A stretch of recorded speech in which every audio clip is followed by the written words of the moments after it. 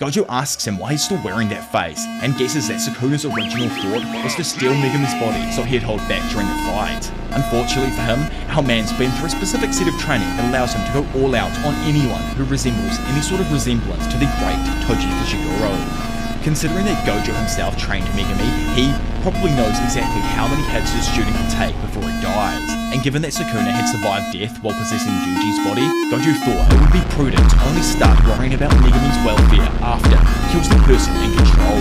Initiating the conflict, the duo dart at each other, both just narrowly dodging each successive strike. Dropping to the floor just out of range of Sukuna, Gojo flicks out his hand straight into his opponent's nuts, sending them shooting into the side of a nearby building, and out the other side crashing into some stairs behind it.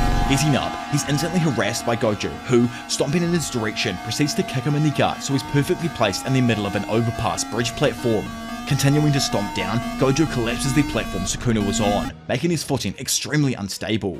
Taking the opportunity to catch him off guard, Gojo activates his infinity and levitates the bridge into the sky, before tossing it directly at a large skyscraper. Resisting the force of the platform, Sukuna uses Dismantle, or what I assume to be Dismantle, to cause the structure to collapse. Then, making it over to a nearby roof in the flash of an eye, Sukuna pulls up his hand and sends a massive slice using Dismantle to cut the building directly behind Gojo in half.